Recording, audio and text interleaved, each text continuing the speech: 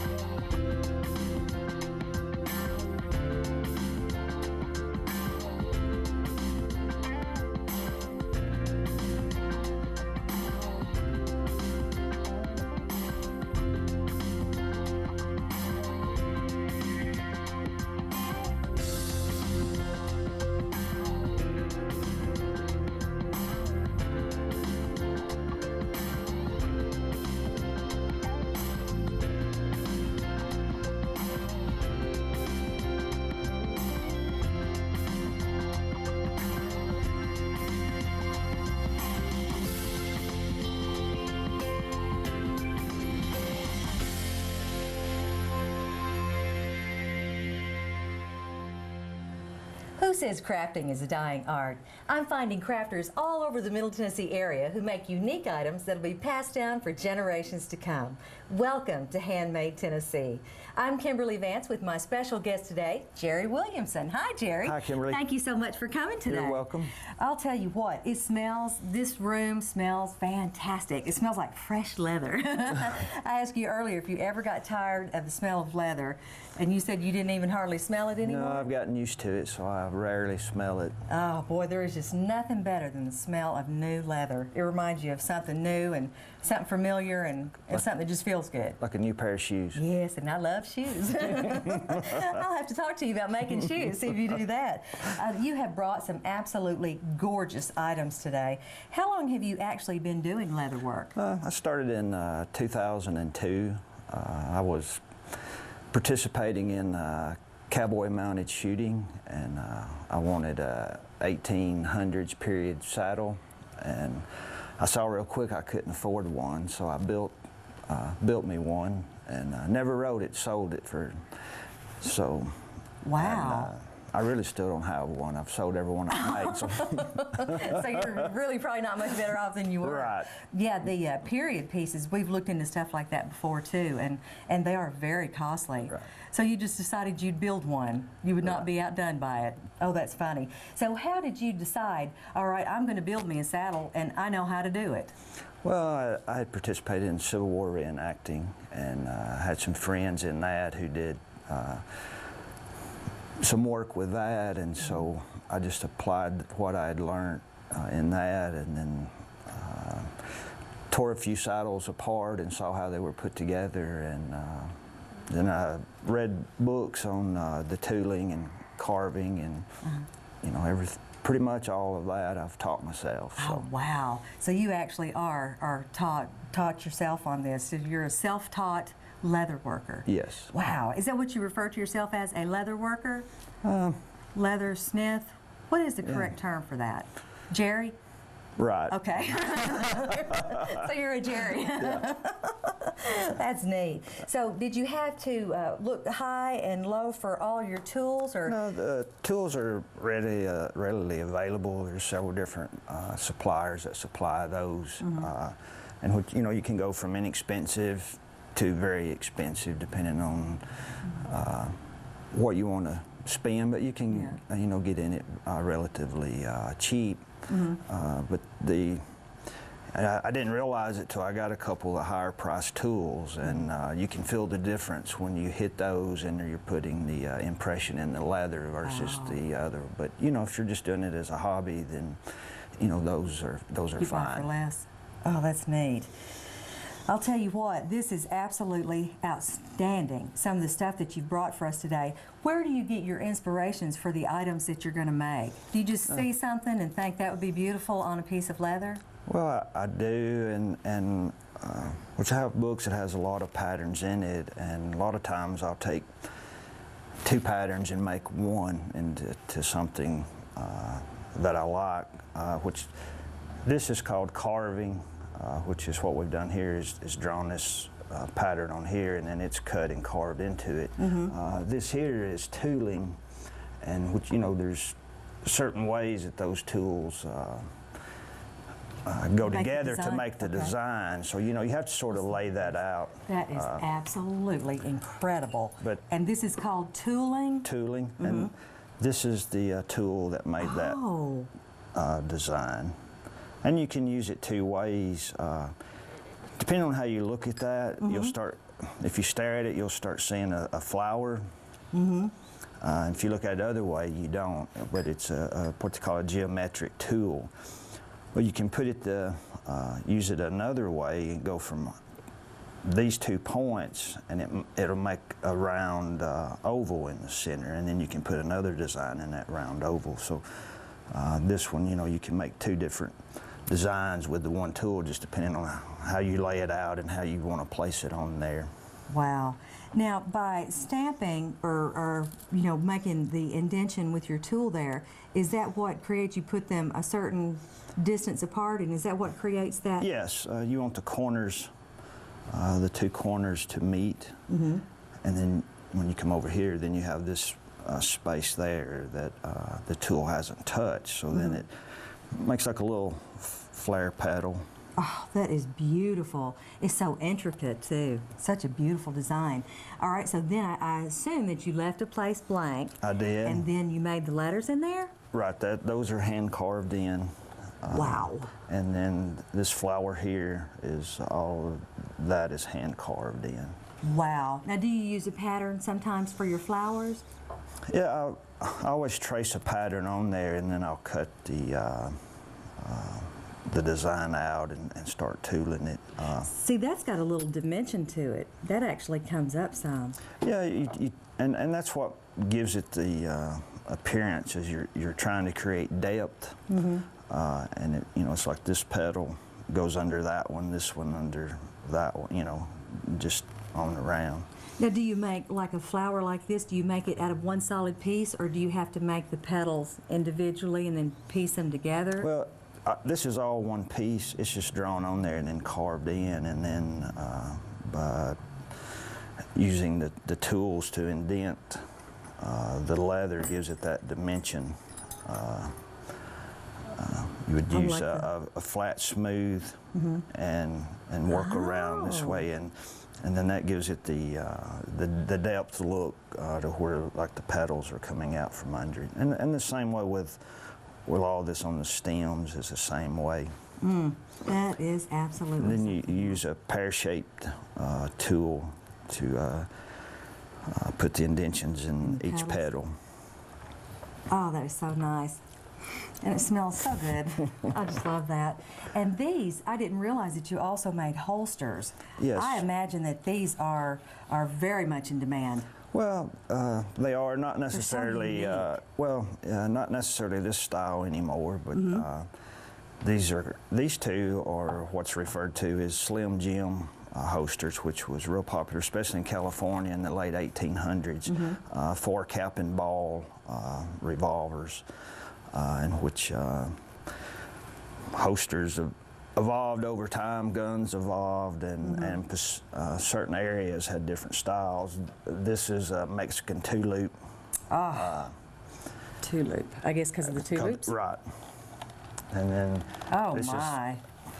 Oh, and it sounds fabulous. And this you know, single loop. It's a little different, a little bit more modern design than what this one is. Do you have use for these when you do your reenactments? Well, when I did cowboy mounted shooting, those are the type of holsters that we used, which we carried two. You had one like this one, which goes on your left side, which was cross draw. Oh, like? So you draw it this way. You put that one, holster this one, and then you draw that one cross draws. I'm gonna have to beef up on my westerns and see, but I think I'm following you right along there. I did want to know about this right here. I noticed that these two are similar in pattern, but this one is more shiny. Is that something that you've done, or does that happen with time? It's the, this one has a different top finish on it than what this one has. This one has a lacquer finish on it, and this one has a water-based finish on it. The lacquer usually gives you a higher shine than the water-based. But primarily I use water-based most of the time. Does it affect the durability? It doesn't. Both of them seal it, keep water and moisture out, just to protect the color and the finish that's on there. So it protects it against the elements, especially moisture. And how do you sew these? Don't tell me that you do the sewing also. Well, I have a machine. Wow. But it's different than the machine most people have.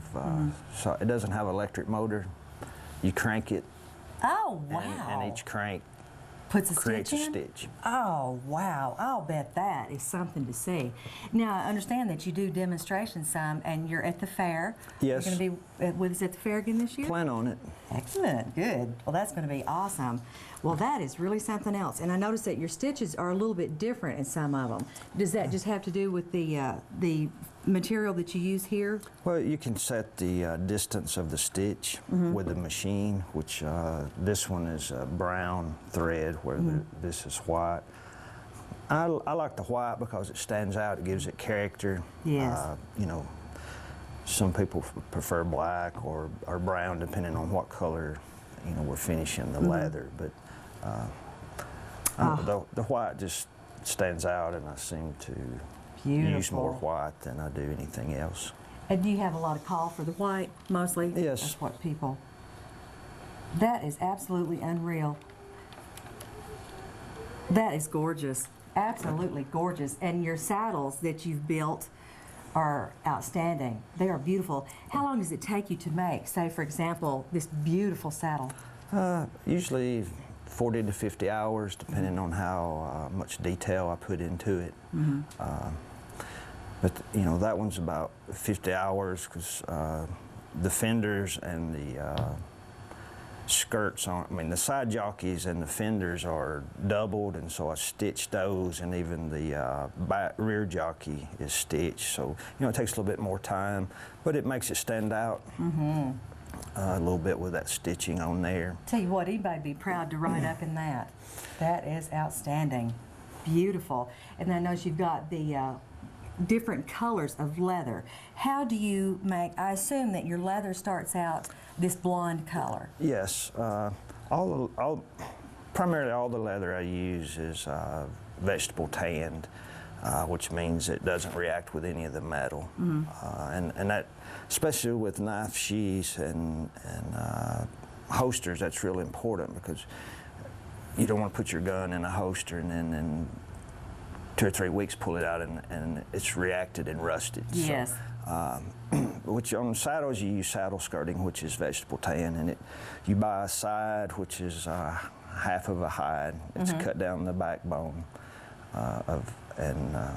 so that's how you purchase it. It's one large sheet, and then make my patterns and then cut out the pieces from that. Wow. Side. Vegetable tanned, and by that they actually tan it with a vegetable oil? Well, it's with seal it, I guess. Some kind of process where they use vegetables in the process of tanning it, where a lot of leather is chrome tanned, alum tanned, where they use chemicals, and then with this there's no chemicals in it. And two, to do any kind of design in leather, it has to be vegetable tanned. Because you have to wet it before you can put any kind of design on it. And anything other than vegetable tan won't absorb the water and take the moisture, so you can do the tooling or the carving, put the design on it. I'd say, too, that you can spot a nasty piece of leather a mile away. Yeah. Lots of fake leather out there, isn't there? Yeah, there is. All right. And there's all different grades of leather, too. So. Do you find that you like to work with a specific type over and over?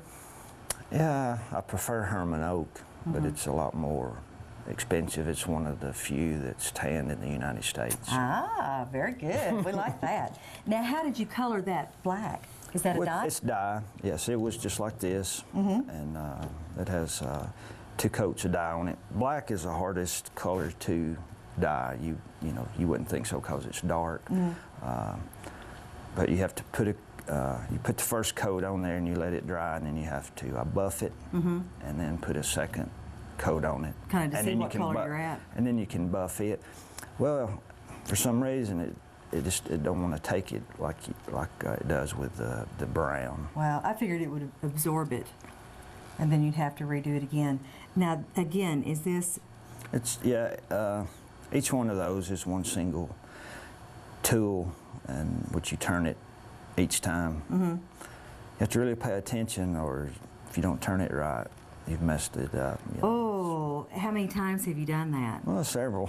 Oh, I'll bet that just makes you sick when you do. But that's a form of basket weave, which you know, you have like the two strands going through it, where on this one, you know, you only have the one, but it's a form of basket weave. It's a little bit different. That's beautiful. And this right here, is it a turkey you got on there? Oh, I'd say this is highly coveted. Yeah, I've sold several of those, rifle sling or shotgun sling, which I didn't carve that turkey. I have a stamp. It just doesn't. Okay. Hey, that's still pretty good, though. You're still leaps and bounds ahead of the rest of I us. have carved some, but I usually, if I'm going to carve something, I like it to be a little bit larger than that. Yeah. It gets a little tedious when they're that small. I'm standing here thinking you obviously have the patience of Job if you're able to stand and do all these little intricate designs over and over and over. Do you ever start a piece and then have to walk away from it and come back? Most of them I do walk away, especially on a saddle. Usually on a knife sheath. You know, I'll finish it before I have to leave, but you know, usually on holsters. I guess it's hard to pick back up. Well, it is, but you know, we all have to deal with interruptions. It's just part of the process. Let's look at this. Okay. That is unbelievable. So you've done all of this, and then you put the metal on it. Oh, that is just neat. Now, did you actually make this too? Yes. You make all of this? Yes. You don't buy any of it, you make it. And then put that on top of it. That is gorgeous.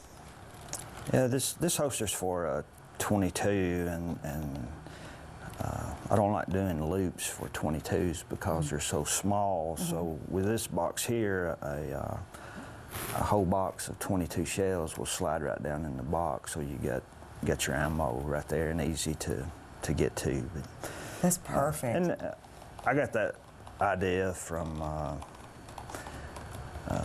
Civil War soldiers carried a pouch like that on their belt for their powder caps for their musket, and each time they fired, they had to reach in and get a cap out. So that's sort of where I got the idea for that box. That's fabulous. I love that. I love anything with containers. Anyway, I think containers are so neat.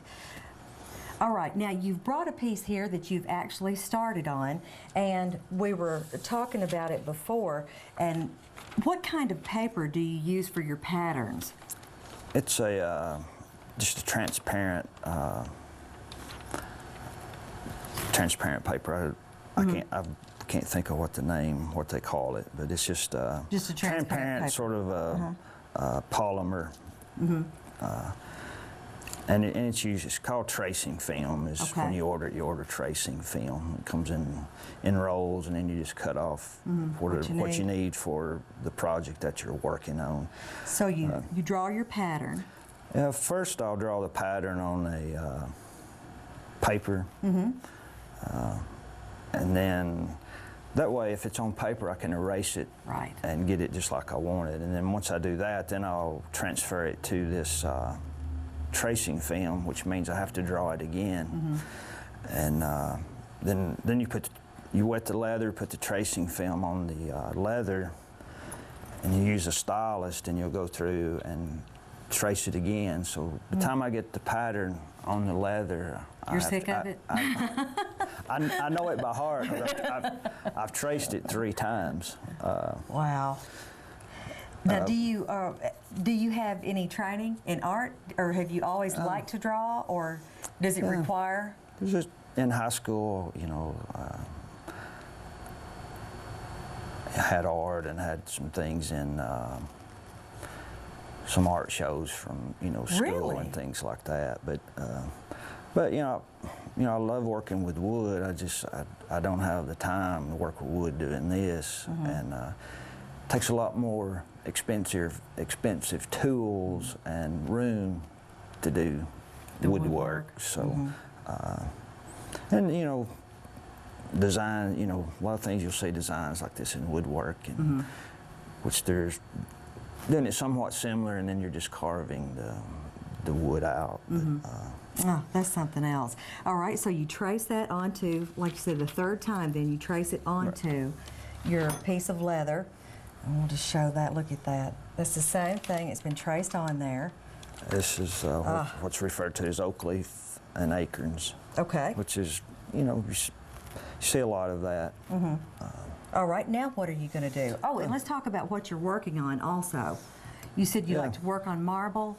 Yeah, this is a piece of marble, which in the shop I have 2 pieces of granite that's 12 by 12 that's go together, so I have a lot larger working area. Because I'm constantly turning it to get the right angle on the pattern when I'm cutting it. But which you do the same thing before you trace it on there. You're going to moisten the leather. You don't want to soak it or saturate it. You just get it a want to little get bit wet. Yeah, just the right amount. And usually I let it dry for absorb the water for just a few minutes. Yeah, you can see that soaking right in there. And then this is called a swivel knife, which you hold it steady with this, and it spins.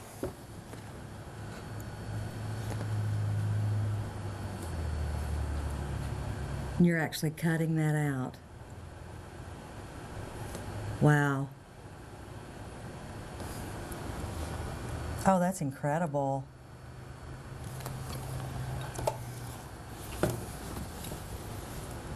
Now, what happens if you slip?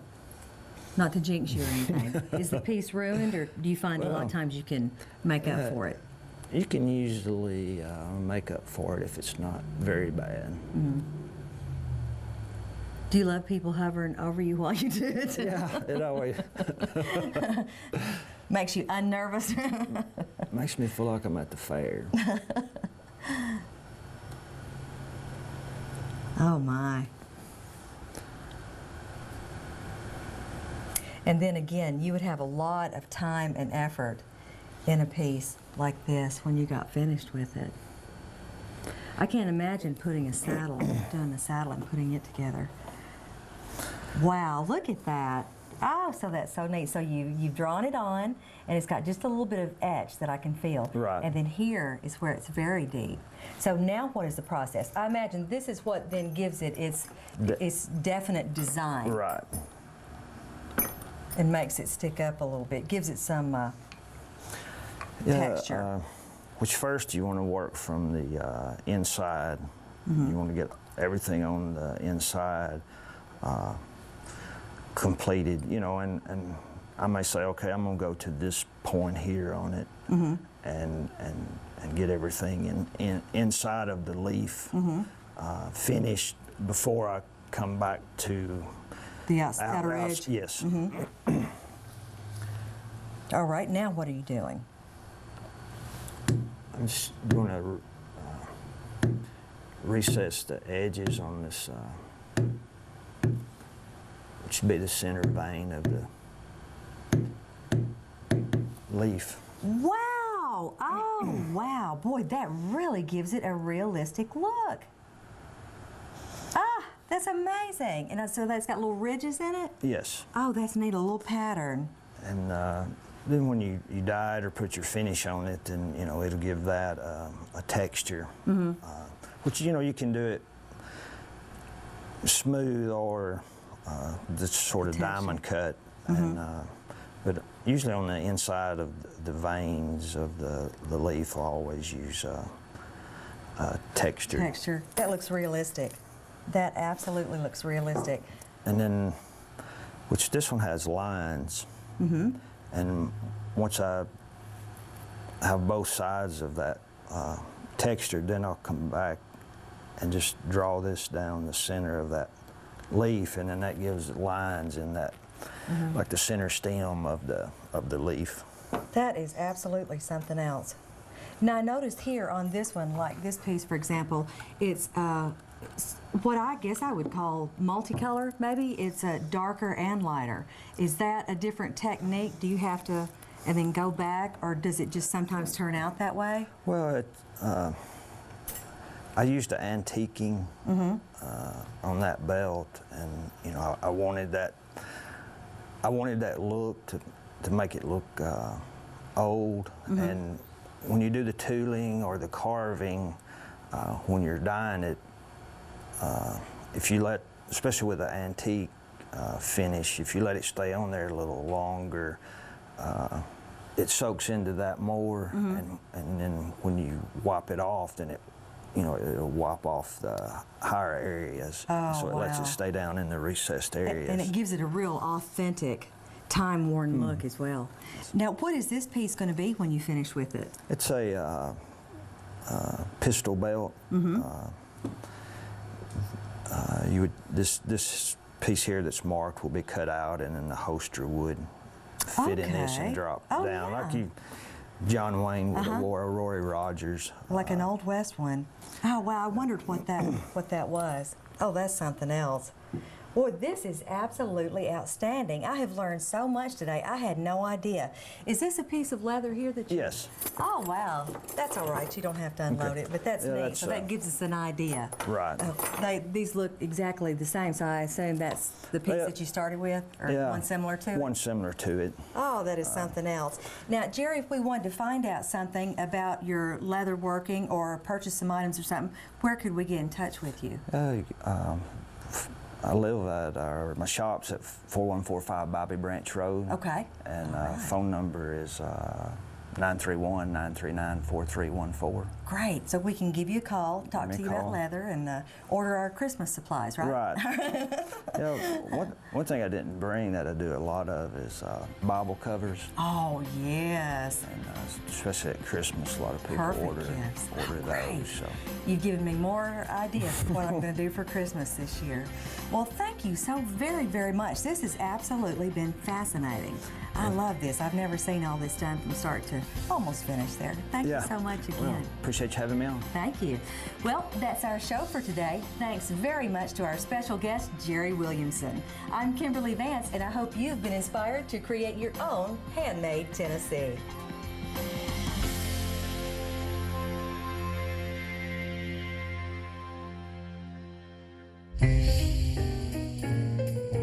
If you enjoyed today's show, check us out on Facebook for other shows and information at www.facebook.com/HandmadeTennessee. You can also email us your comments or suggestions to handmadetn@bltv.net.